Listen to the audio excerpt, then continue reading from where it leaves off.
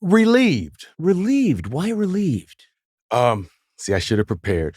Because, okay, being totally honest, if you have to take it out.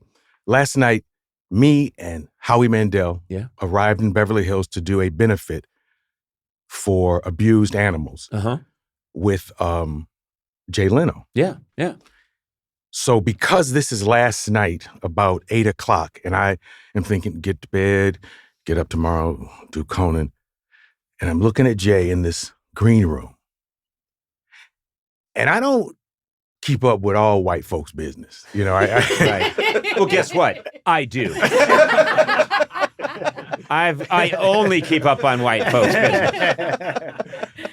But I do remember that you all had friction. And, water under the bridge. Yeah. And you know, Jay is, your friends are laughing. Water under the bridge.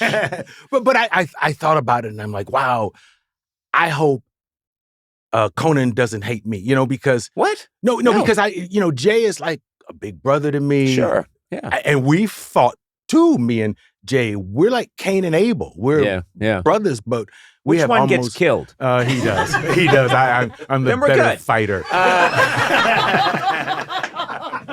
Jesus Christ. No. I honestly, this is going to sound so corny, but I am so happy with my life, and I get to do the things I want to do, and I honestly don't think about any of that stuff. I really don't. And I think white folks' business, I honestly don't know what happened, but I do remember there was something. I was breastfeeding back in that era, you know. You just had a baby. You are a medical miracle. How did you? You're actually lactating right now. Yeah. You know, listen, I so want you just to be a happy person in the world, because I was telling Adam today that I don't know when I've had a guest.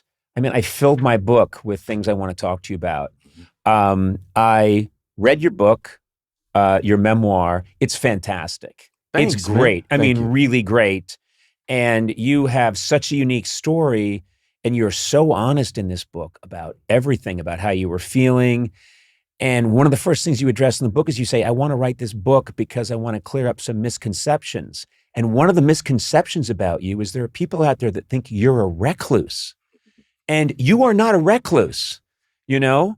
You might be hanging out with the wrong people, but you're not a recluse. And I'm talking about Howie Mandel. But Arsenio, you wrote this book to sort of tell your story, and it's a crazy story. It's a fantastic story. Yeah, there are a lot of things that I'm sure people will read and say, that couldn't have happened. I mean, he was a magician. Johnny was a magician, so he thought, I'll do blah, blah, blah, blah. He was outside a park after playing basketball with Mark Jackson, and he saw Muhammad Ali doing a magic trick with a Kleenex, you know? Yeah. Sometimes it sounds amazing and hard to believe, but I think I've just been blessed with an incredible life, which is why I was so cool going home after quitting the show and chilling. First of all, you and I both know what these shows take.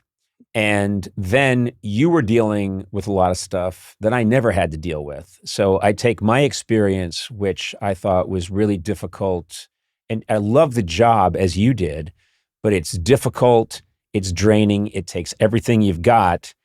And then I think, okay, but Arsenio is dealing with a whole other layer that I didn't have to deal with. Yeah. I mean, you've got, when you're doing your show, and we'll get there because I want to do a little of your origin story, but I want to get to, it's 1989 and people forget that your show starts in 1989. And even though that sounds like it's the modern era, there's still stuff happening in 1989 where you're getting network notes like, don't say brother so much on the show, you know? Don't go into the audience too much because there are a lot of Black folks in the audience.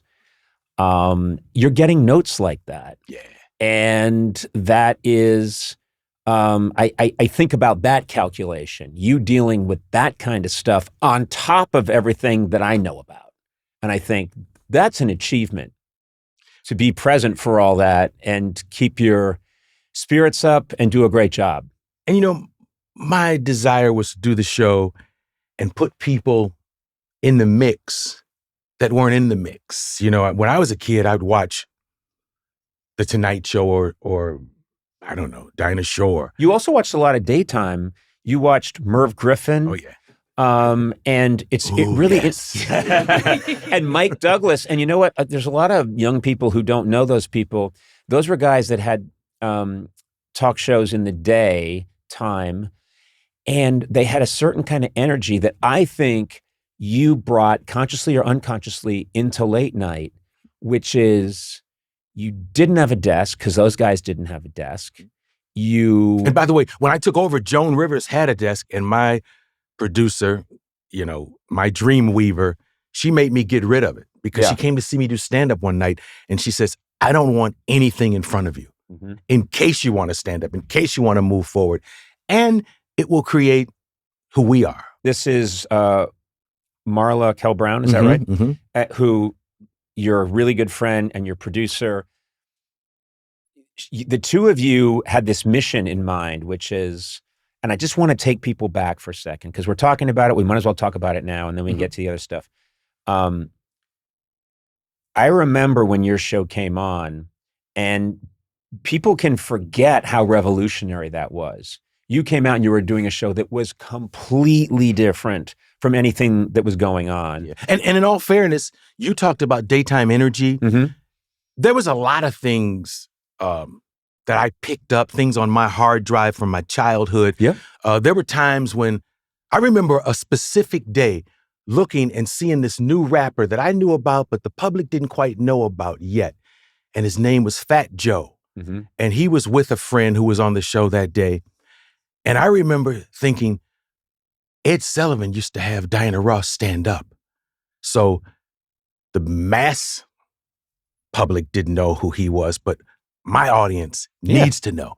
And that is what I thought my job was. And I was like, you know, I didn't say it like over there in section B. You know, I didn't do it that way, but I said, yo, Fat Joe, stand up, take a bow. And that was from my childhood, seeing Ed Sullivan say, Diana Ross, take a bow. It's a horrible Sullivan, but you know, I didn't know that was Sullivan. I know you thought. I thought it was the guy. He's doing Merv again. Ooh, stand up. Someone struggling with a neuromuscular disease.